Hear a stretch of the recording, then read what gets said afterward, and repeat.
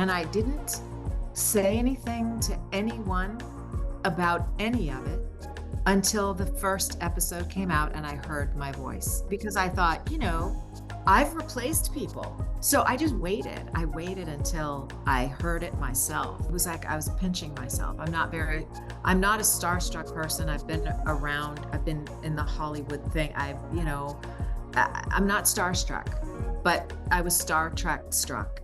I truly. Hi, I'm Bess. You may know me as the voice of La Sirena in Star Trek Picard. And this is Trek Untold.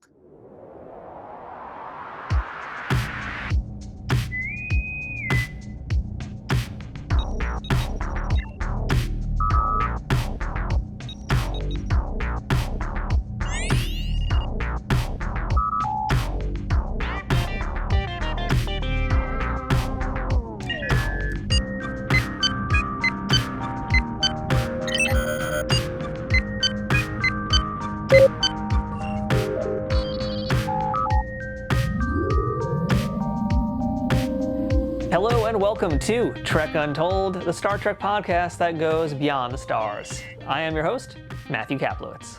One of the most overlooked sounds of Star Trek isn't the hum of the warp core or the pew-pew of the phasers, but the voice of the ship's computers. There aren't many performers who have done that specific role, making it really something extra special in the franchise. Once you're the sound of the ship, you are that ship until that show is over. So today, we're chatting with one of those performers and getting to know the person, and in this case, the face, behind the voice. Bess is the voice of La Sirena on Star Trek Picard, as in Captain Rios' ship from the first and second season of that series. But besides her time as La Sirena, you've also heard her voice in The Last of Us 2, Mass Effect Andromeda, Final Fantasy 15, Fallout 76, Cyberpunk 2077, Lara Croft Rise of the Tomb Raider, and many more things. When she isn't doing her voiceover work, she's teaching others her skills through classes and instructional videos on her YouTube channel.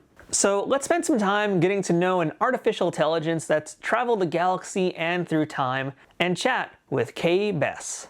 But before we start our chat with this week's guest, I want to remind you to please follow Trek Untold on social media, including Twitter, Facebook, Instagram, and TikTok. You can find this show on all of those platforms simply by searching for Trek Untold. Make sure you subscribe to this show, whether that's on the audio platform of your choosing or on YouTube, where the video version of this show lives. And speaking of, make sure to check out our YouTube channel more frequently for episodes of our new mini show, Tales from Trek Untold, as well as other sci-fi goodies. And of course, don't forget to leave ratings, reviews, comments, and whatever you can do no matter what platform you're on to enjoy this podcast and show others that you're digging it too. If you want to support this show financially, please consider becoming a Patreon member at patreon.com/trekuntold.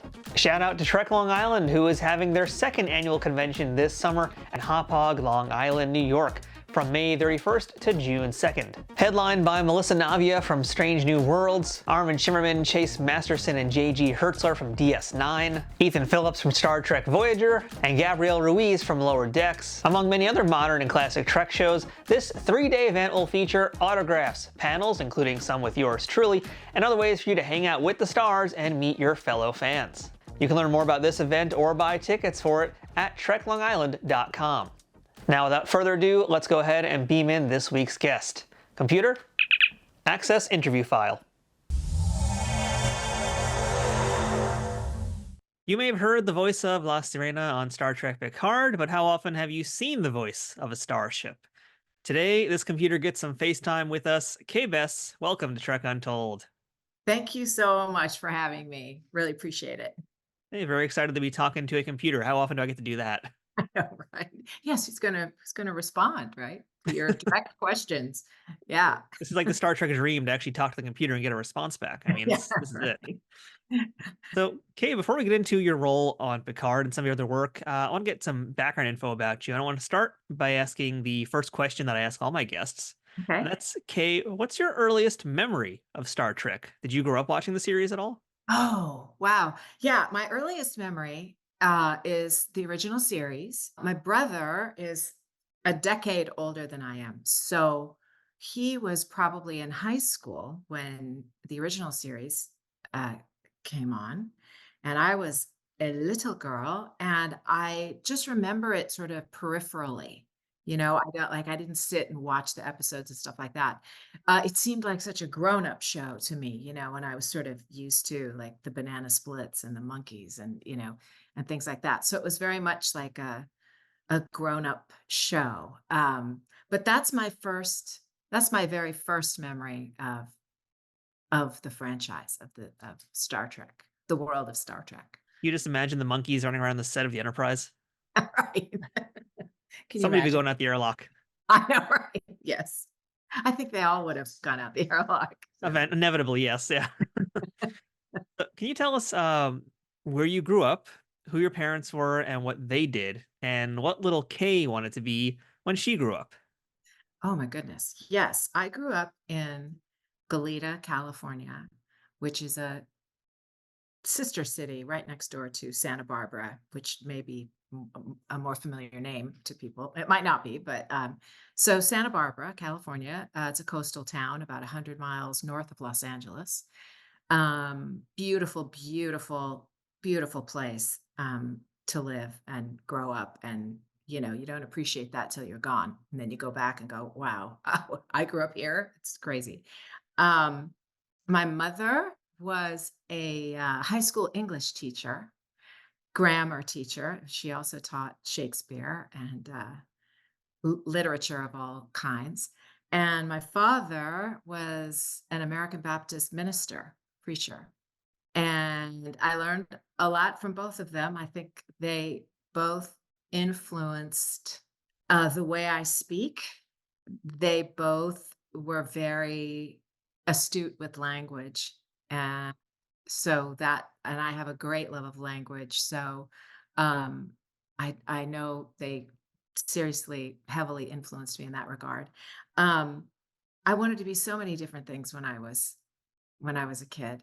I definitely wanted to be I loved music and I loved singing, and I started singing from a pretty early age. And I had a bit of an early love affair with the piano. And yeah, I don't play though, which is really interesting. I was talking to a friend of mine about this. It's like I felt like there was a period of time when I was really, really young where I had kind of an affinity for the piano, and then I just let it go and it kind of left me. And I think about sort of how magical children are, that they can do things without fear and without thinking, do I know this or not? They just do it. So I definitely had that. I wanted to be a singer. And when I was in probably 5th and 6th grade, I had a fantastic teacher for both of those years in school. The same teacher. He took his entire class from 5th grade into 6th grade, which was an unusual move, but it was kind of cool. Albert Zanana was his name. And Shout out to Albert. shout out to Albert Zanana. Yeah. Um, one of my favorite teachers, most influential. In that Watergate, the scandalous Watergate was going on at that time. That was the early to mid 70s. And so he would do sort of these mock trials. It was very interesting. And so for a period of time, I wanted to be a lawyer. I was really fascinated with the idea of arguing your case, sort of gathering facts and putting it all together and proving your case. So that was sort of short-lived. And then because then when I went into middle school and high school, I really then gravitated to the arts and did a lot more singing, and that's when I started acting. And so, but those are the things. Yeah, my earliest memories of what do I want to do. It's kind of fascinating because you mentioned, what you're around. You're around someone who really is, well, really, you're around two people who are all about the text. And a lot of Yes. times I talk to performers and we'll talk about, the script that you're reading, it is the word of God. In this case, you're talking about someone who literally is decoding the word of God, right? So, Right. Yeah. how is that That's very, analysis? yeah. How has that analysis like affected the way you perform and the way that you would ingest material to perform? Well, everything, I'm of the school of thought, and it's not new, but I think that most major acting techniques employ this, that everything that you need for the character is in the text. And so learning how to exegesis, the act of exegesis is what they refer to it in theology, sort of mining the text for the real meaning, is I definitely that's that's true. That is what I do when I have a character to flesh out. It's all there. And um, so understanding the text and kind of just diving in. Uh, um, and I mean that really from in commercials as well, everything's there that you need to figure out what it is that you're supposed to do, uh, in terms of your role and acting and how you approach it. It's all there. So yeah. And I can't say that I, I did that my parents i- influenced me formally in that way, but it was just how they were, how we spoke at the dinner table. My parents were very well spoken, very articulate. Language meant a lot. And my mother in particular was delighted by words, loved words and was entertained by them. And I definitely got that from her. I love to dissect a good word, and then use it, hopefully appropriately. But yeah, I think understanding the text is the most important thing. So after high school, did you attend a college or university for performing arts? I did. I took a year off after high school. I mean, I can't really say I took a year off. I enrolled at the I enrolled at Santa Barbara City College, Mm. but all I enrolled in were theater classes. I wasn't really, I wasn't really keen on wanting to take any academic courses. I did enroll in a couple classes there, and then in that process, over the course of that year, I applied to USC, University of Southern California, into their Bachelor of Fine Arts program in acting, which was conservatory like. And I think it's still like that. That was a long time ago. That was like 1981. Um, and so you could apply, y- y- but you had to audition. And ultimately you were, either accepted into the program based on your audition, or not. And even if you had, fantastic academics and great grades and great SAT scores, uh, to get into the BFA program, you had to audition and be accepted in that light. And so I was, and I had good grades, but I had terrible, terrible, terrible SAT scores.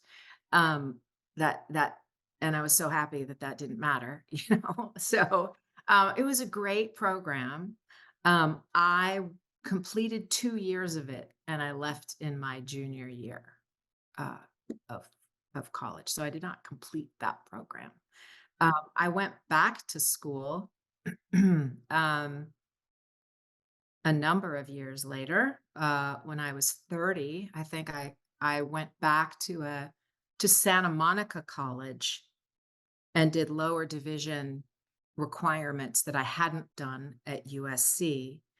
And then I transferred to UCLA and I majored in philosophy. And I did not graduate from there either, because by that time, so by the time I transferred, I was 32, 33, and I was uh, fully in my voiceover career. And so I found myself having to choose between, accepting auditions and bookings or attending class. And I was like, I'm trying to make a living at this voiceover thing. And so I ultimately just had to give up the notion of getting an undergraduate degree. So that's in a nutshell, that's my schooling story. And clearly it worked out, right? Or whatever the decision you made, it appears that it worked out right for you. Yeah, I think so. It's interesting, you choose a path and you walk it. and who knows what the other path would have looked like. I it may have been that I just put my voiceover career on hold for another couple of years, but when you're in the midst of that and you see these sort of juicy auditions and job possibilities and you go, "Oh, I can't miss out on that." I don't want to miss out on that. And so, you choose in the moment, but as I look back, I think, and it's happened also later in my career where I had to take some time off, and I came right back to it, and then, and continued, on the path. So in hindsight, I kind of look and go, yeah, it's possible to make a different choice and then come back to the thing that you want to do. That's definitely a possibility. It would have looked different, it would have been a little bit of a different path, but I think it would have been in the same general direction. So if you don't mind, Kay, I kind of want to paint the timeline here, if you will. So you Sure. mentioned that you are pretty much, working pretty early on as far as like your academic career goes, right? So can you recall when your first professional gig was and what your first professional gig was? Absolutely, I can. In voiceover, yes, I can. The very first job I ever did as a paid actor was, I think this is the order, might be out of order by a year. I did an episode of Steven Spielberg's Amazing Stories, and I played a nurse, and I had one line, Hmm. you know, and the line was, "It's a miracle." And the episode was Dorothy and Ben, and it was about an elderly man who awakened from a coma, and I think communicated with this young girl, and that was the job that secured my SAG card. That was the job that got me into SAG. And I had, this is sort of funny, a year or two before, I had dated one of the executive producers of the show. John Falsey was his name. And he and his partner had a string of writing and producing credits in the 80s, in the early 80s. Saint Elsewhere. These shows are so old. The White Shadow, Saint Elsewhere, but they were hit shows, So he was a pretty prominent producer, and here he is, of course, producing, I think with his producing partner. I don't remember, but here he is producing the Steven Spielberg series. And I saw that, we stopped dating on good terms. And, we didn't date very long, but I saw that he was producing, and I was like, I really need my SAG card. I wonder if there's a spot on the show, So I called him and I'm like, "John, can I take you to breakfast?" And he's like, "Sure." So we went out to breakfast. We went to Junior's Deli in Westwood. And I said, I need my SAG card. I'm, it's like that's the barrier to, getting into the business and being attractive to agents. And at the time, there was only union work. That was it. So that was the way that you stepped into the business. So, and he was like, let me check and see what we got. He said, "We just have one episode left in the season, but there might be a part in there for you." So the next day I got a call from the cat from casting, and they said, "We'd like to have you come in and read." So so I went to Universal Studios, the lot, and I went into this casting office, and I sat down. I truly had one line, so they were like, "Can you say the line?" I'm like, "Yeah." So I sat in this chair and I was like, "It's a miracle." So I think they were just sort of checking me out to see if I was, somewhat normal, of a person, and looked like I might be able to play a nurse. So then the next day they called and said, "Okay, we're going to book you." And I was on that set for 5 days, and I was paid like at a supporting level, which back in the day, it's like you were either, a starring, Hmm. or you were, also starring, or yeah, so I was paid daily. It wasn't like an under five, which was a new class of payment through the union much later than that. So I like made so much money on that, back in the day. like leads today on a guest star on a series would never make what I made back then on that it was ridiculous. I still get residuals for it, but it's like 12 cents, but It's a um miracle. it's a miracle. I know. So I worked on that. That was my very first sort of job.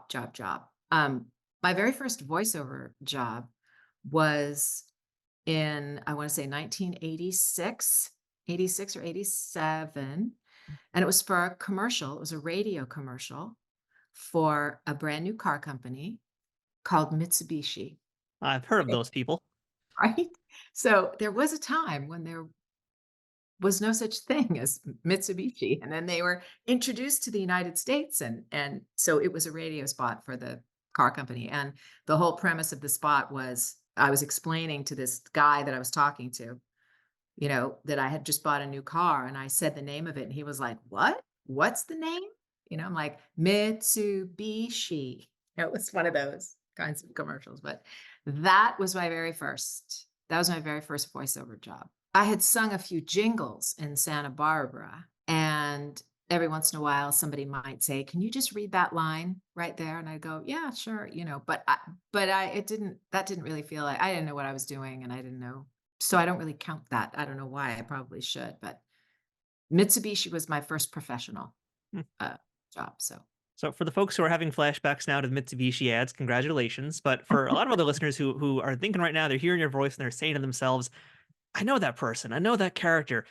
Do you mind running down just a few of the characters you voiced in video games and in animation for us? Persephone Brimstone in Agents of Mayhem. That's a game, like, that was one of my favorite characters ever, and the game just totally flopped. It was a total flop. So, even though I look and I go, "Oh, that was my first really, really prominent role." It was such a bummer because it went nowhere. I think it initially sold fewer than, 30,000 units. I mean, it was really bad. So I mean, that's a so great lesson to learn, though, right? At a fairly early time in your career, you learn that even your best work doesn't mean it's going to necessarily be the best selling of all time. yeah, that's exactly true. And because it was coming on the heels of, it had initially been part of another franchise that was really, really successful. And then at some point in the production, they decided to sort of separate it from that historically, and sort of bring it into its own, and that was probably just a big mistake. But anyway, I think that's a piece of why they thought it was gonna be so successful, because everything that had come before it in that franchise, had been just extremely successful. So, yeah, that was a bummer. Most recently, I voiced President Rosalind Myers in Cyberpunk 2077 Phantom Liberty, and I would say that has now taken the lead, in my favorite roles. It's a great role. Troll Hunters, the Guillermo del Toro series. I played Belrock. I voiced that along with Piotr Michael, who we shared that role, which was really interesting, to record. He recorded first, and then I came in and sort of matched all his phrasing, and it was fascinating, and I loved doing that because I had been a background singer. I knew how to phrase. I knew how to match someone else's phrasing. It was very comfortable for me to do that, to just listen and to follow, all the while, creating my own piece of it, but just matching his initial phrasing. Right? It was really fun. Um, and then let's see, Kipo and the Age of Wonderbeasts, which is a DreamWorks production, and I played uh, uh, Ida, who was one of the three goat sisters, which was like so funny, right? And they make cheese, right? So they make like, and obviously they make goat cheese, and so they were just comedic relief. It was a little bit like Betty White and B. Arthur and Rue McClanahan. The Golden Girls of Kipo. and the Age of Wonderbeasts. I played a total ditz in that, which was really fun. Then I was a Seraphite in The Last of Us Part 2, um, which so I'm all over that game, but I'm not a specifically named character. But I mean, I did more sessions for that game, I think, than any other game I've ever done. Like it was a lot of work and a lot of vocally stressful work. So I also know from the Tomb Raider universe, you are Anna, right? I forgot about Anna and the Rise of the Tomb Raider. Yeah. Yes. That too. Like I feel so lucky. I got these like really juicy That is a roles. meaty role, yeah. And then the Tomb Raider reboot, no less. Yeah. Yeah. Yeah. Really great role. Loved it. That was my first role in video games. Isn't that funny? I knew when I auditioned for that thing, I was like, "Oh, I think I have a shot at this," you know? And then I wasn't cast. And then a long time, like 18 months or so, maybe 2 years, 18 months or so, I got a call and they were like, "Yeah, we want to cast you." I was like, "What? What?" You know? And they had decided, the woman that they had cast was a Brit, as was Camilla Luddington playing Laura. And I think that they wanted a more distinction between the two characters. So they replaced the voice, right, of Anna with mine. And so I did that very quickly. There was 2 or 3 sessions and they kind of worked me. Great director though, Philip, I think he pronounces his name Baki. It might be Bach, I'm not sure. And 3 weeks later the game was out. Wow, that's Like, fast. yeah, so it was like I was the last thing that they did on that game. It was like, I think that they had completed it and they were like, "Oh, this isn't working. Like their 2 voices are too similar. We need somebody else to play that role." So I think that that's what went down, but man, that was fun. That Mm. was a that was great. Again, why is it so great? Because the writing was so good, which was the same with Cyberpunk 2077. Yeah. The same with Troll Hunters. Um, Even Persephone Brimstone in Agents of Mayhem was a well-written character. The problems with that game were all technical, they weren't artistic problems, they were technical problems. They released too soon. So those are kind of my favorites in the realm of animation. I've just played small roles. At the time when I was kind of getting into animation, DreamWorks was really coming to the fore as a creator of new series and new content. And so there were a lot of auditions that I got from DreamWorks, and that I think they just really liked me. And so over the course of time, even though I auditioned for 4 years in animation before I booked my first Oh, role. wow. Yeah, it was a long time. But then I just had this string of bookings for series with DreamWorks. And I think I kind of, for a period of time there, I think they sort of saw me as a really utilitarian player, like I could do a lot and I could come in and I'd work quickly and all those kinds of things. So I tend to have some smaller roles or just guest starring roles as opposed to any like lead characters in a series. But I love that work. Like it's kind of my favorite kind of work. You come in, you create a little character and then you leave. So I think that's pretty fun. One of the nice things about doing VO work, though, is that you do get to have a little bit of anonymity as opposed to a lot of folks who are on screen. So, there's a downside that comes with it too. But I'm kind of curious to hear, if you're walking around in everyday life and you're like maybe at a cash register paying for something and someone recognizes your voice. I mean, do you ever have a day like that where somebody's like, I know you, you're from Cyberpunk? No. Not Never yet. have had no, it doesn't happen. It might, if I say I did the in-show narration for a really, really popular show that, I did 3 seasons, I think, of The Property Brothers. I narrated their first series in the US because they're Canadian. So the Property Brothers ran in Canada first, and then they decided to import the show to the United States, and they used all the footage, from Canada, but they wanted an American voice, and it went to an American production company and so they repackaged everything for the US.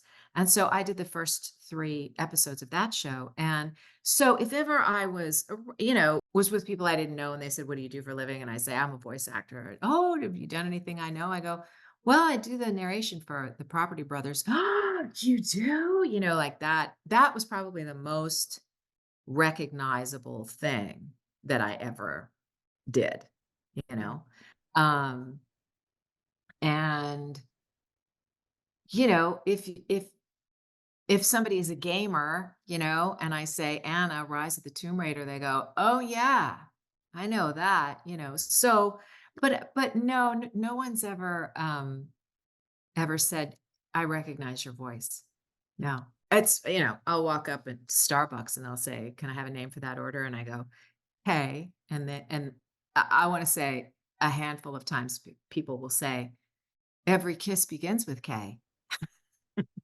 I'm like, "Yeah, I wish I would've done that commercial, but no, I didn't." Yeah, what you have to start doing at Starbucks is now just ordering and giving the name of characters, and then you have an excuse to, like, start doing that. That's a very good idea. La Sirena, please, yes. That's my name. So, what do you think has been one of the more important parts about the growth of your career? I mean, do you think it's more important to have the ability to do a range of characters, or to just be in control of your natural voice as it is and being able to do different things with it? Not necessarily doing the crazy characters, but just being yourself, but manipulating that. Um, well, I think it's a bit of both, you know? I think that the reason that I've had a long career is because I do both. Because, y you know, up until probably 2012, so what is that? Just 12 years ago, all of my career was commercial, promo, Hmm. narration. I would do some live announcing, which was a lot of fun and uh, very different because it's live, and but I got to 2012 and it was like, there was kind of like work really fell off for me, and I sort of at this crossroads, like, well, do I uh, figure out something else to do for a living, or do I figure out something more to do in voiceover? And ultimately, I was like, well, I know voiceover, so it would make the most sense to just try to expand, what I'm doing now. And so I asked my agents if I could start auditioning for video games and animation, and they said yes, and thank God for them. I mean, some agencies will say, "No, no, that's not what you do. You're a commercial voice actor. You do promo, so let's just stick to that." But my agents were like, "Yeah, we support you and encourage you. Yes, so yes, we will." So so I was auditioning a little bit, and then I got some feedback, from my agent and from a casting director, and they were like, yeah, they're good auditions, but they're not really, they don't really stand out. They're not really well developed, and not very connected. And I don't really believe that you're talking to another person. And I thought, oh man, that is some fabulous feedback. Like I came to LA how many years ago to be an actor, and I was clearly not employing any of those skills. So I went back to acting school and I enrolled and auditioned for a 2-year program in Meisner technique at uh, at the Ruskin School in Santa Monica. And after I was in that program for about 3 months, I started to book video game work. It just changed everything. And so then through the course of the next decade, that became the majority of my work. And then I pressed harder and longer to try to break into animation, which is, the people who have established themselves in animation are extraordinarily talented, and they've been at it for a very long time, and um, if if if you have, you know, if you have a particular person who's been around for a long time and they have the lead in something, and they can get 4 characters from that person, why would they hire me to do an incidental role when they can get, um, uh, Debbie Derryberry to do an additional 3 lines of another character? Like, she could do that easily, Um, and so it just takes longer, right? They have to come to trust you and all of that. So,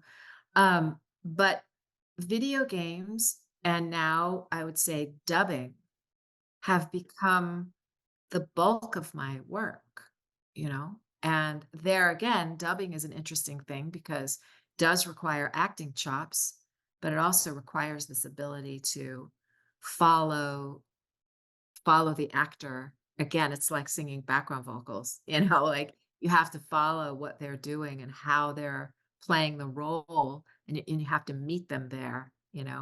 They just require different things. And I think being able to do variations of myself, in commercials and narration and promo is one thing. And then being able to fully flesh out characters and use my voice differently is another. And I think that's what makes it interesting. And that's why I've never been bored. I've done this for almost 40 years, and I've never been bored. That's kind of remarkable, you know.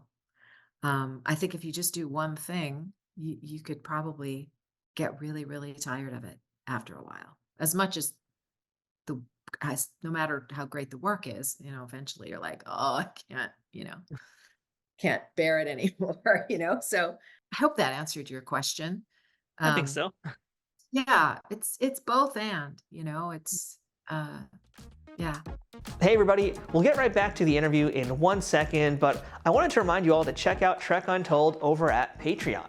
Patreon is the best way to directly support creators of things you like through a monthly subscription of an amount that you can choose. Trek Untold has a few different tiers already with different benefits, ranging from early access to episodes, the ability to ask a future guest questions, exclusive merchandise, and other bonuses that I'd love to offer, but first I need to grow that Patreon community to do that. Trek Untold has been around since mid-2020 and has grown a ton since then, thanks to listeners and viewers like you. Through a platform like Patreon, you can help me keep improving the quality of each episode and keep bringing you new interviews with folks that make the Star Trek universe what it is. If this community can grow more over on Patreon, I can offer new perks like watch parties, exclusive Trek Untold episodes, being able to directly interact with guests, and other things, but in order to do that, I need to know my audience wants these things. The best way to tell me what you want is by supporting us on Patreon, so please check us out at patreon.com/TrekUntold today and become a bigger part of the Trek Untold family. And now, back to the interview. Well, Kay, let's beam into our Star Trek discussion right now. And as we mentioned at the top of the show, you were the voice of La Sirena on Star Trek Picard, Seasons 1 and Season 2. And we haven't really dove too much into this yet, but, talk about auditions here. What was the audition process like to become a Oh, computer on Star Trek? so funny. This is like, I find this to be hilarious. So I get this audition, and it doesn't really, everything has an NDA on it. It's like it doesn't really say what the name of the character is, and it's, you know, it certainly doesn't say the show name or anything like that. And I remember getting this audition really late at night. And I should put it this way. I got to the audition really late at night. It probably came in at a reasonable hour, I think perhaps at the end of the day. But I got it, and I sort of was like, okay, I'm going to make dinner and I'll look at that later. And then it was probably one of those things like it is for me where before I went to bed, I was like, oh, I think there was something in my inbox I was supposed to read or something like that. I'm showing just absolutely how unprofessional I can be sometimes. Um, but I looked at it and I thought, "Oh, I'll do it in the morning," Or I can't remember if it was like, "Oh, I don't think I wanna do a an artificial intelligence." I think that's how they build it, Hmm. I was like, "Do I really wanna do that? Maybe I'll pass." And then I thought, "Ugh, okay, Bess, get in the booth and record it. This is your job, you know? Get in there and just do it. You can do it half asleep." You know? I have read for so many, you know, Siri-like characters, you know? It was like, "Okay, I'll do that." So I get in and I open up the script and it's very much a, you know, shields at 50%, you know, kind of script. And I'm like, oh, they're taking a Star Trek script, you know, and using it for something else, right? Which happens all the time. Like a company will take a script from another show or whatever, and they want it like that. So they'll, you know, so I read the script and, you know, sent it off. And then I don't know, a few days later, my agent said, "Hey, they have another script for you that they'd like to read. That thing that you read." And I go, "Okay." So I get the script, I open it up, and now it has a heading on it, you know, and it says Picard on the top of it, Star Trek Picard. And I'm like, "Really? Really? Like, is this really?" You know, because I knew that they were going to do a Picard series, you know, but I was like, "What?" You know, so I look at the script and it's just more, it's, you know, it's just more computer, you know, jargon. The term is technobabble. That's the official term. If, Technobabble. if any Trekkers out there or Trekkies ever ask you, it's technobabble. That's the keyword. Thank you. It just goes to show you. Technobabble. It was a script full of technobabble. I read the script and I send it off and I was like, "Wow, that's really interesting." And then, you know, a couple weeks later, enough time had gone by that I thought I didn't book it. And then I got a call and my agent said, "Yeah, they want to book you on that." And you know, and they scheduled the first session, and I went. It was at the CBS lot, you know, in Burbank. I can't remember the name of the studio, the studio room, like they're named and numbered and all that, but evidently it was a pretty famous room, you know, like where Animaniacs, you know, where they would all go in and record.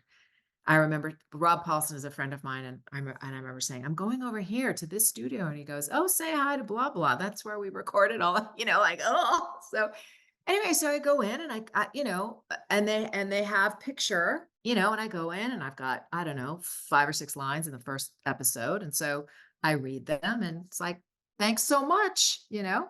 And he said, "I'm sure we'll have more, you know, as each episode, you know, is completed, you know, when we get to post." And so that is how it happened. And I didn't say anything to anyone about any of it until the first episode came out and I heard my voice. Because I thought, you know, I've replaced people. You know, I'm sure that the actor who played Anna when the game came out was like, "Hey, what happened to my voice?" You know? And it's just an awful feeling, you know? Like, I know that feeling, right? So I just waited. I waited until I heard it myself, you know? And I was like, "All right, I guess I'm it," you know? And, but that was the audition process. I mean, I almost didn't read it, you know, and then I sort of initially treated it like, "Yeah, yeah, whatever," you know, and that probably is the most helpful thing, you know, because I wasn't trying too hard, you know, I wasn't working at it. But because they initially sent an older Star Trek script, but it didn't say Star Trek on it, I sort of feel like I did my best, at least on one of the takes, like I did my best Majel Barrett, you know, and pay homage to her. And like, well, if it's a ship in the Star Trek universe, I wonder if they're wanting it to be somewhat similar to that. I mean, and that was a guess because I didn't, you know, if they're sending this script, they must want something like her, you know, that kind of thing. So that's how it went down. And then COVID hit because Yes, you that were was filming this one. during COVID, or you were recording this rather during COVID. Yeah. The first season was clear of COVID. Like I went in for all of it, you know.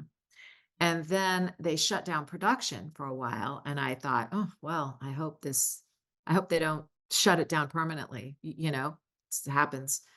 Um, and then when they got some clearances or things were settling down, they changed showrunners for the 2nd season. And so I kind of had to audition again Really? for it. Yeah, which was interesting, but they kept me, and the first session I had, the showrunner was on the call, and what they had me do was I had to go to Burbank, pick up their recording gear. Like, they have portable recording gear for actors who aren't voice actors, who sometimes had to do overdubs, or if they're in town and, they can't get a studio, what have you. So, they have these portable rigs. So, I had to go pick up a portable rig, bring it to my house, set it up in my house, connect with them. It was crazy. Um, and after the first session that way, I called my agent and I said, "Do they know that I have a home studio and that I have a far better microphone than the one that they have in their rig? Like, because I am happy. I don't need to read to picture. There's nothing. I just, if they need it in time, like that's easy enough without picture, you know?" And so she called them and said, "Hey, she has this if you want to do." And the engineer that I'd worked with was like, "That would be great." So then from that point on, I just started recording from my home studio. And then once I had been toying with the idea of moving to Nashville from Los Angeles, but I thought I'll never move until the series is done. Like, I'm not going to give that job up. Right. Yeah. And so then once I started recording from home, I thought, well, who cares where I am if if my home studio is good and I have an Ethernet, like, um, and so I moved, and I recorded a good half of the 2nd series from my home studio in Nashville. Wow. So very And far removed from all going-ons in Hollywood. yeah, right? Crazy. But, lots of people were recording, with home studios all during COVID, and everybody kinda got used to it, but I'm sure that it'll have an effect on, I'm sure that my work will slow down a bit because I'm here, it happens. But the people that know you and have worked with you before, and want you, they'll do what they can. Um, and then, I watched the end of the 2nd season, uh, and I was like, "Oh, well, there goes the ship." Like it's now in the hands of the Borg. And so I don't think anybody cares about the ship. It's like, it's all about coming back together with, the TNG cast, which frankly, that 3rd season really needed. And I was so happy. I was so happy. I loved the 3rd season. I mean, the 3rd season. I thought it was great. Um, so I was happy to be in two seasons. I'm thrilled to be even marginally associated with the franchise, just in my own tiny little way. But it was a great experience. I loved it. I loved it. You're in good company. I mean, we're talking Majel Barrett. We're talking like Julianne Grossman from first season Discovery, Bonnie Bell Gordon on Prodigy. I mean, there's not a lot of folks who do computer voices. So 2 seasons, still pretty great. Yeah, exact 2 out of 3. It's not Yeah. bad, right? Yeah, you already kind of answered my next question here. I think a little bit, because I was going to ask you, since the auditions, and we've heard this story from a lot of other actors who've been on the modern treks, like we know the auditions are always very top secret, hush hush, don't tell Yeah, anybody, and chances are you don't even know when you're auditioning that it's for Trek.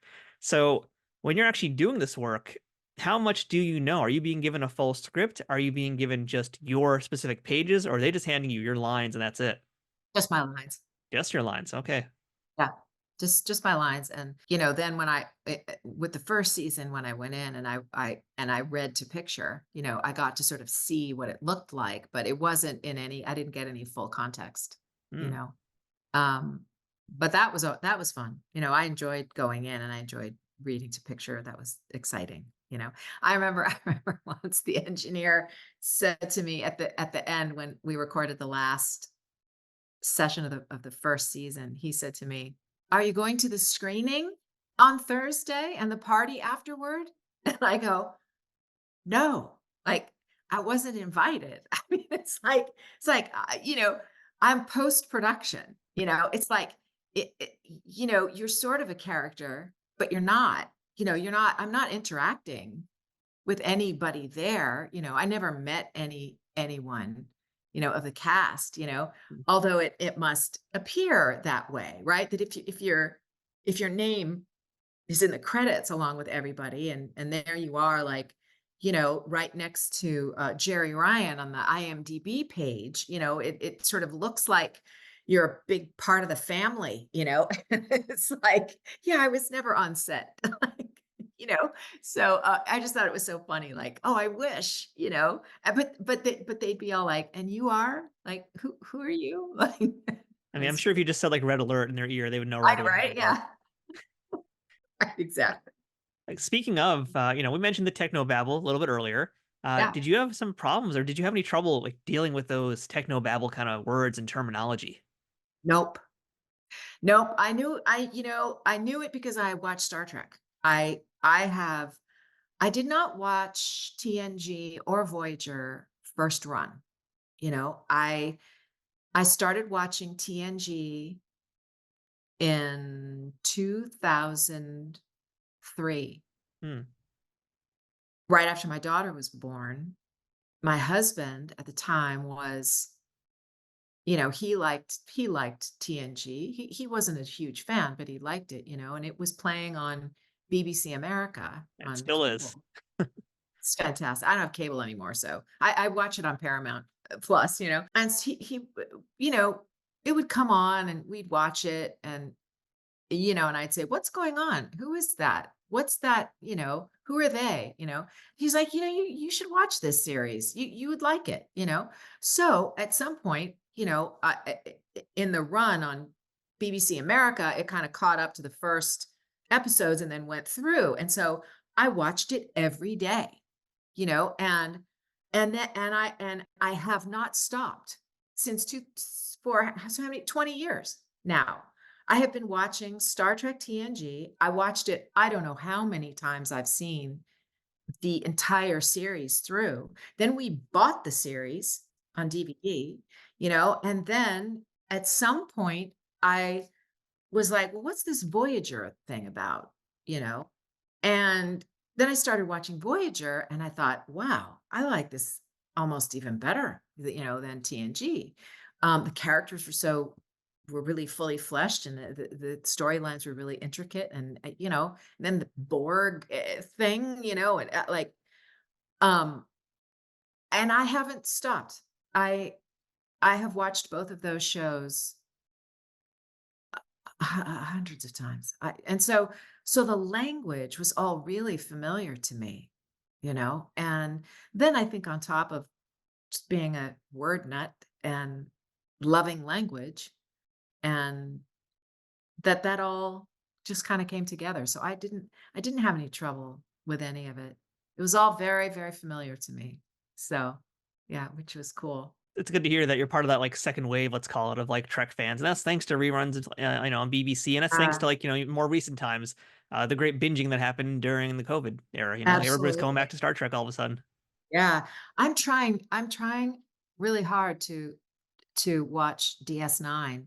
And I don't know why I'm not attaching to it as much as I did those first 2. I'm not quite sure. But I everybody keeps telling me, like, keep going," because it Yeah. it really does, kinda sink in. So I was just gonna literally say that to you because yeah, that's my favorite, and I always tell alright. people like first season especially, they're still trying to find their way. But honestly, even by like the 10th episode of the first season, I feel like they really start to figure out what they want to do. I Yeah, think it really kind of melds by three. But yeah. yeah, definitely Okay. stay with it. If you have to do it in small doses, do it in small doses. Right on. All of the series, go through that. I mean, Yeah. the first season of TNG is like, whoo, like, wow, there are a couple good, really good sort of juicy episodes, but there are a lot that are like, "What?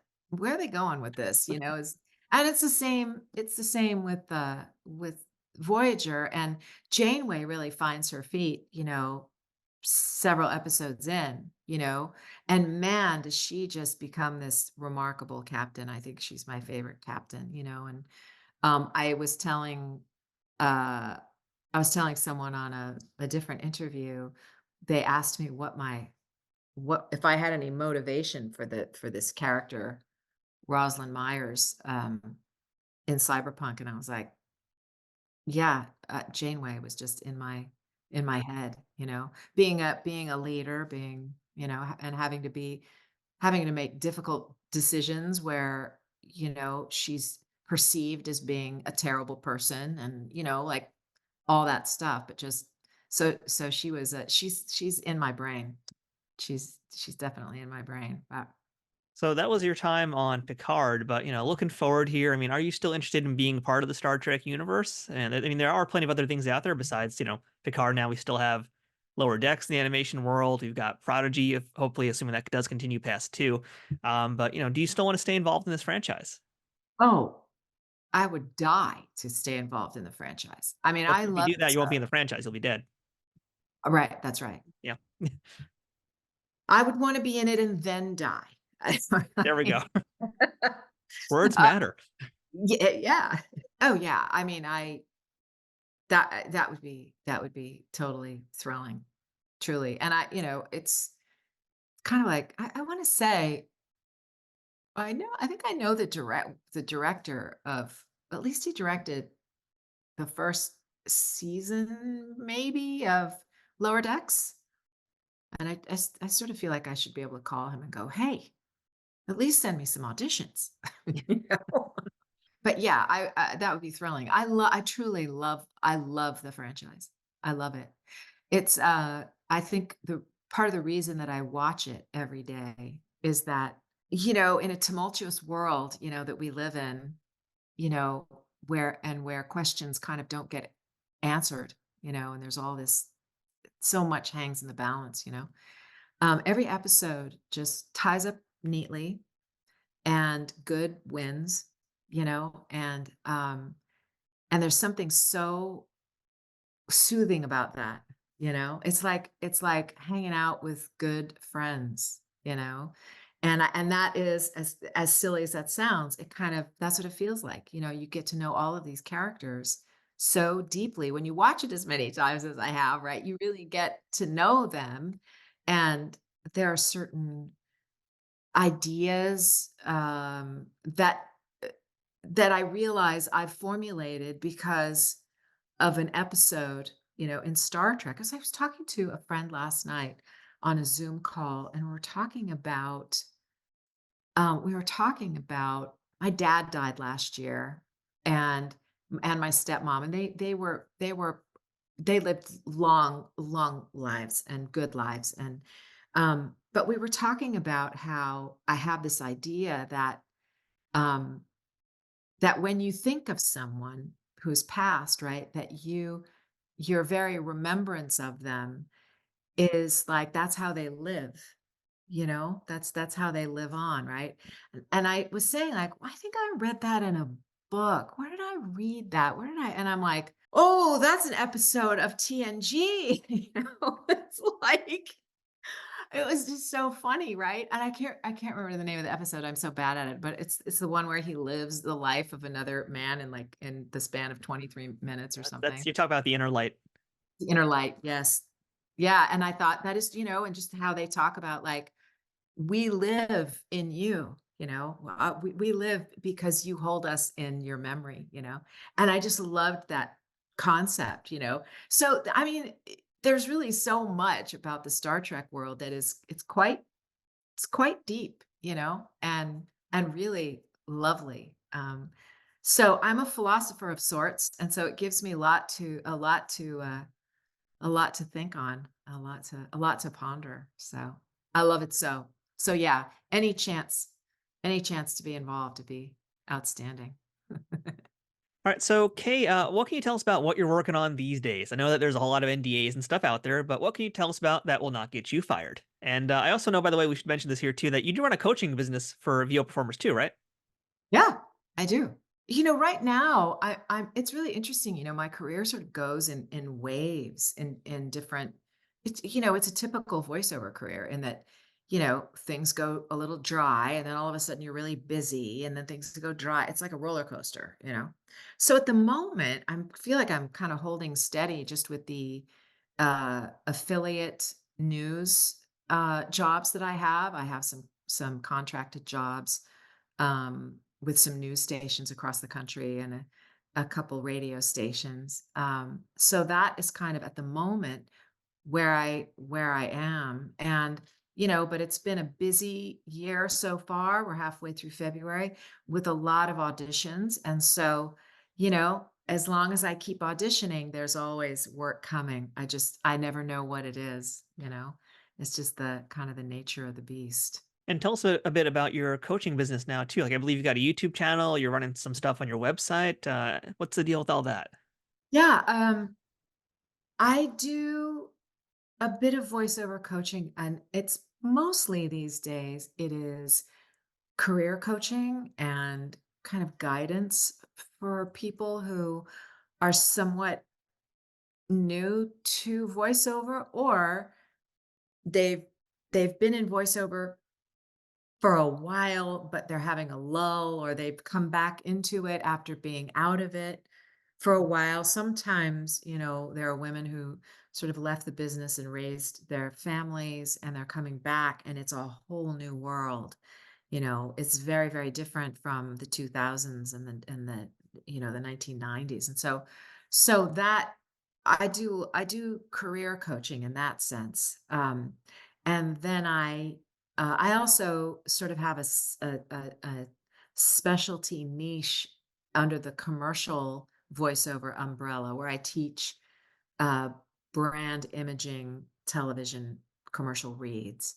And they're just very different from a typical commercial where we talk about the product and have various adjectives to describe the product, and there's a price and there's a sale date, and all of those kinds of things. And we voice actors learn how to hit those things and sort of emphasize them appropriately, all while sounding, like a natural, real person. And that's a particular technique, that you learn. And brand imaging is very different because you generally don't talk about the product and there is no pricing and there's a, they don't, a brand imaging commercial has none of those sort of typical characteristics of a commercial. And the quintessential brand imaging um, company, I would say, is Nike. Nike never talks about selling a specific shoe or, a particular piece of sportswear or anything like that. Nobody's ever going to say like, this is what I always tell my students, right? You're never going to get a piece of copy that says, buy Air Jordans now on sale for $99 at Nike.com. Like they just don't advertise that way, right? So there are more storylines and narratives that get the listener, the watcher of the commercial to really want to identify with the brand so that we end up being like, I want to be, the goal is that someone might say, I want to be the type of person who wears Nike, or I want to be the kind of person who buys Porsche, big luxury cars tend to do brand advertising, so I teach that.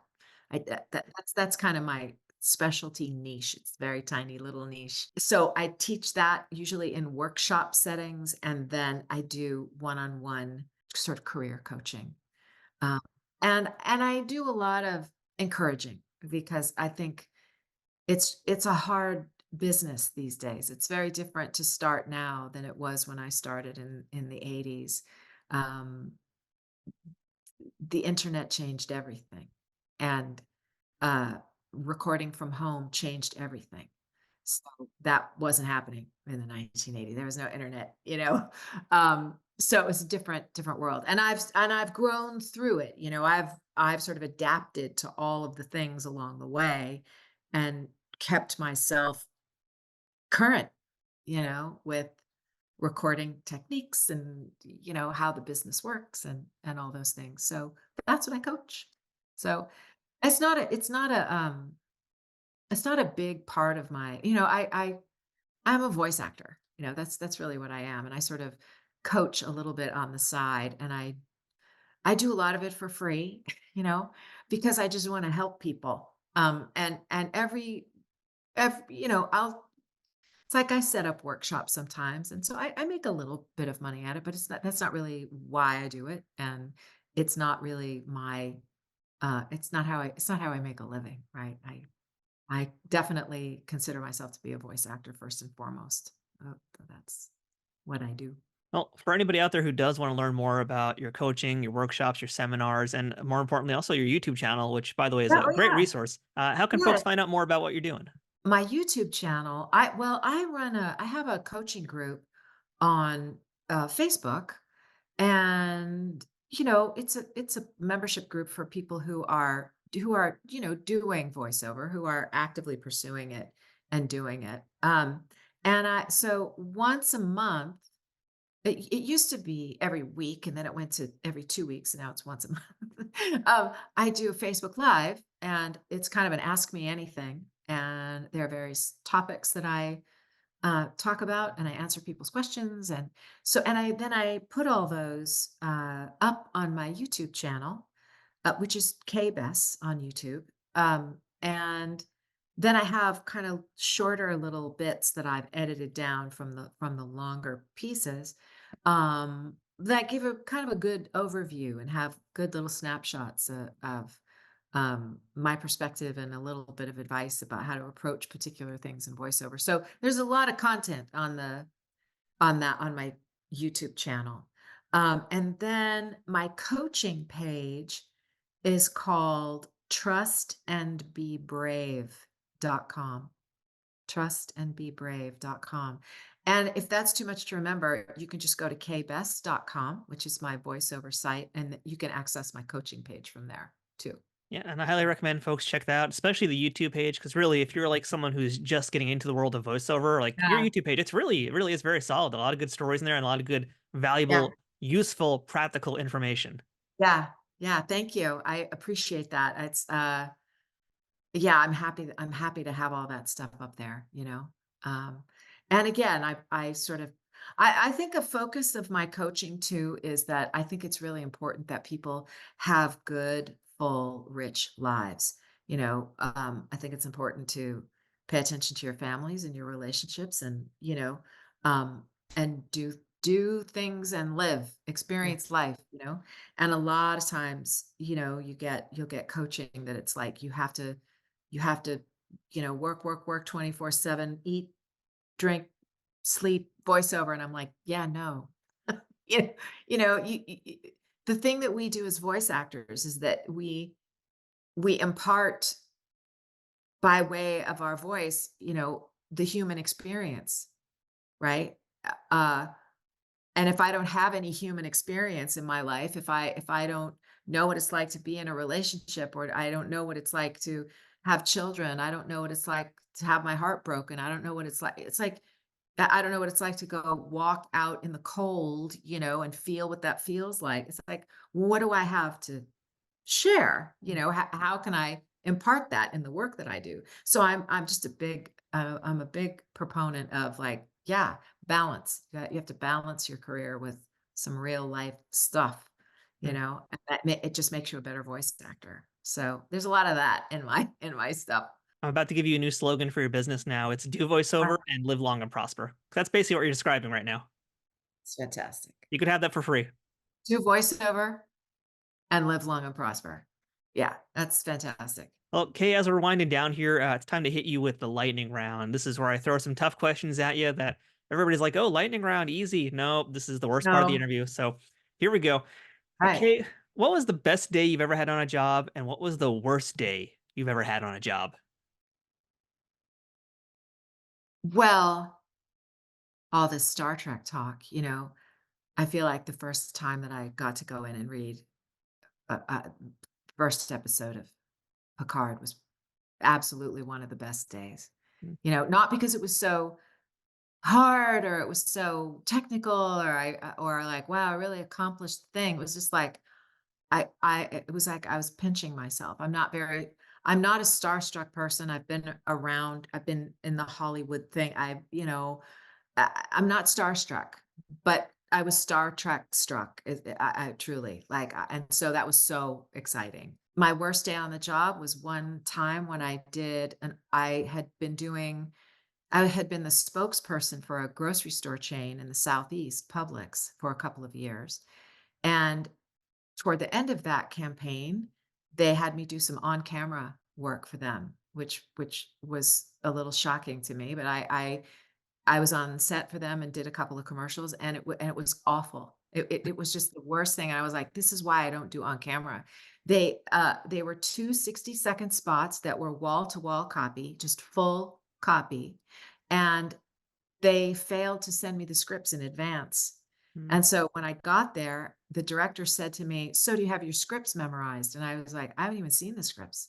And he so it started the day off. He was livid. He was so furious, not with me, but with his assistant who should have gotten scripts to me, right? But it was like they got me the scripts and said, "Take 30 minutes and memorize them." And I was like, 30 minutes and memorize them. Like I'm a voice, I read scripts. I don't memorize, you know.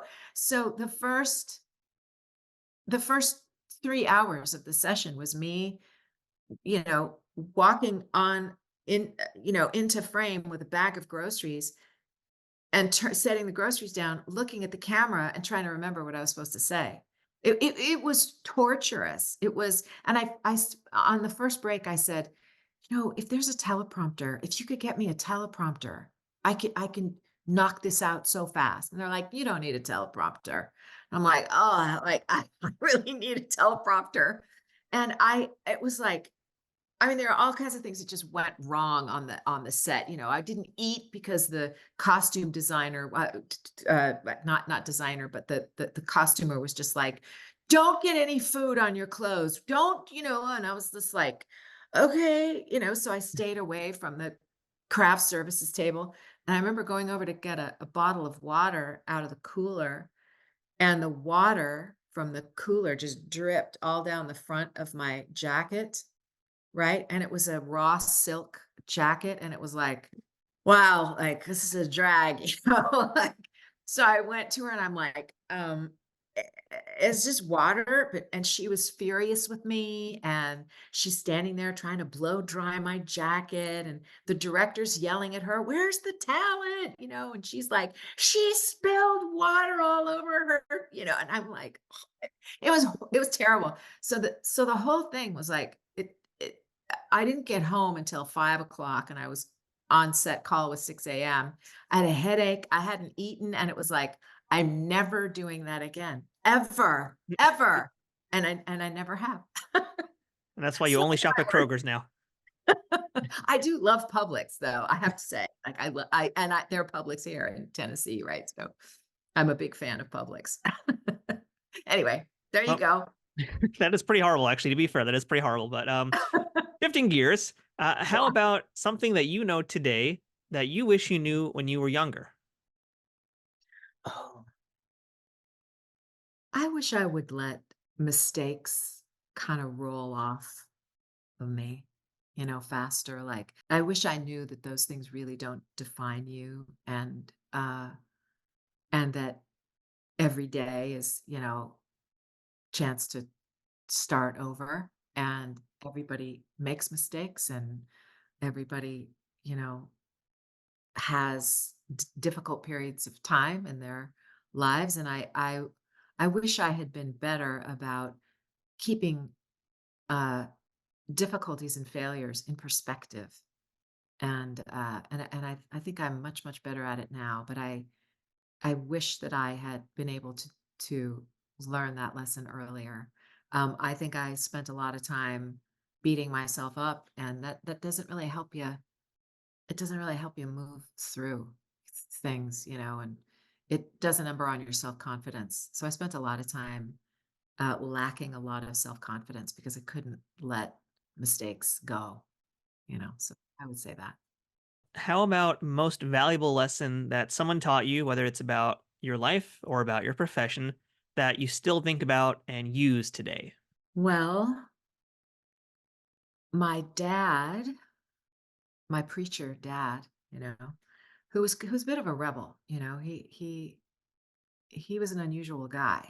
He used to say to me and to my sister, he used to say, "Trust God and sin bravely." And I'd be like, "What does that mean?" That phrase, has translated into my coaching business. I mean, that is the root of trust and be brave. And I sort of took out, very specific religious connotations to it because I think that even people who don't, attach themselves to a particular religion can can engage that sensibility, right? Of trusting that things are working in your favor.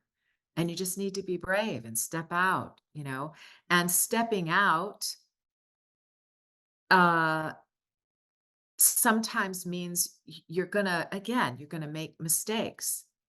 That's the nature of making a choice. We don't always know if it's the right choice until we've made it, right? And sometimes we make the choice and then we go, "Oh, maybe that wasn't that the right thing." And then you have an opportunity to to correct, to course correct.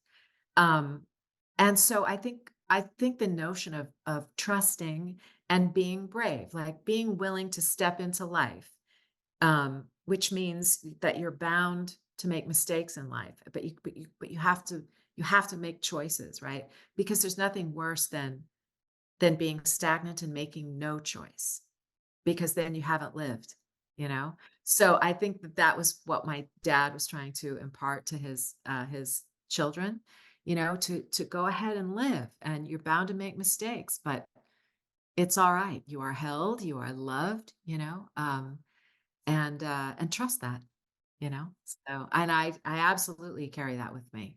Absolutely. And I try to impart it to other people as well, which is again the whole thing about it's a piece of how I coach.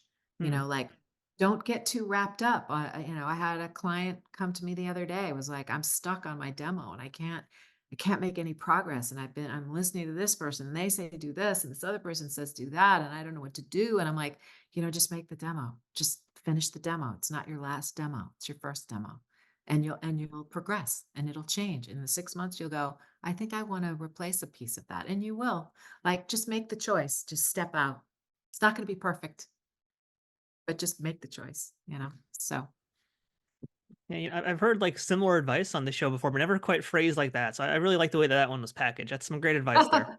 thank you. Thank you. And last thing for today, Kay, what's the best thing about being a part of the Star Trek universe? Oh my gosh. What's the best thing? It's just the thing itself. The fact that my name is in the cast, and I just am associated with, even though, it's really peripherally, I don't, I am not under the illusion, that any of these people are my best friends. It's not that. It's really, and it's not even the actors who play them. It's the characters, that I love so very much. But I think just the association itself is really, it's thrilling to me. Mm. Like I love all of it. I love Gene Roddenberry's vision about sort of what the best of humanity could do, talk about being brave and stepping out, and stepping into space. And I mean, talk about that is truly it is the final frontier, although I think I heard somebody say like that the depths of the ocean are really unreachable to us. They, for various and sundry reasons. But so until somebody learns how to mine those depths, space is at this point, the final frontier so far, and the fact that, the premise of the whole thing is to go out and to make contact with other species that are different than we are, and to come in peace, and to learn how to commune with entities that are different than we are. and find commonality. I mean, the whole of it. Like I just, I love it so. Perhaps Gene Roddenberry knew how vast the concept was. I don't know, but it certainly lives on, and people love it enough to carry it on. Um and I just dig that. Like I love it. I just the premise of all of it is fantastic. And so I'm what's the best thing about being a part of it? Being a part of it. It's just I never in my wildest dreams would have thought that I would have in any way been associated with it. So it's like it's glorious. And we're basically 2 years removed when that last episode of season 2 was. And has it gotten any less surreal for you since then? Well, it's not the immediacy of the thing, right? Um, but it's interesting because 2 years after the fact, it's like now I'm starting to get a couple of calls like this one, and like a couple of calls of like, hey, are you interested in doing this con? It's like, sure, so the idea that mine is a signature that Star Trek fans will want to collect to make their signature collection complete, right? Like that's thrilling. Like really, what a lovely thing to be a part of. I just that is thrilling to me. Like I would hope that everybody who was ever part of Star Trek loved it as much as I do. Well, I can report back to you from this podcast that pretty much everybody I've talked to has said that. So yeah, I That's think it's a shared great. feeling, right? That is so great because it's worthy, Yeah. it's worthy of being loved. So Well, I'm yeah, happy to hear that you're getting some calls for cons, and I hope you take up those offers because those will be a lot of fun if you haven't done those before. yeah, yeah, yeah. I actually got my first call in 2020. And it was like, yeah, and then it was canceled, right? So that particular con was canceled.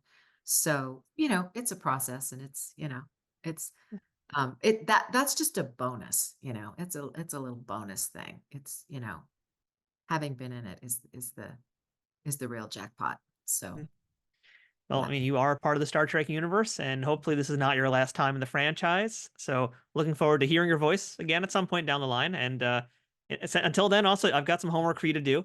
And Okay, that's when you go to Starbucks tomorrow and they ask for your name is Rosalind Myers. And you answer them back like you're Rosalind Myers. right on. I'll do it. You report back to us, let us know how that goes. But yeah, for real, Kay, this has been great. Thank you so much for sharing some of your great stories and a lot of your teaching wisdom and your knowledge. Appreciate the time very much today. Thank you, Matthew, so much for having me. I really appreciate it. Thanks. That's it for this week's episode of Trek Untold. Thank you for checking it out. Don't forget to follow us on social media, whether it's on Twitter, Facebook, Instagram, or TikTok at Trek Untold, and subscribe wherever you are listening to or watching on. And that includes the audio versions on whatever platforms that might be, and our YouTube channel, youtube.com/@TrekUntold. If you'd like to support this show financially, please consider visiting patreon.com/TrekUntold to become a member of this show. And along with getting access to all sorts of wonderful perks, you'll also know that you're helping out this show continue to thrive, survive, and make new content all the time. Shout out to Scott Ray for connecting us with this week's guest. If you want to book them for an event of your own, email scottray67@aol.com. I'm Matthew Kaplowitz. This has been Trek Untold. Thanks for watching. And until next time, always remember, fortune favors the bold. Trek Untold, the Star Trek podcast that goes beyond the stars, is powered by the Rageworks Podcast Network and affiliated with Nerd News Today.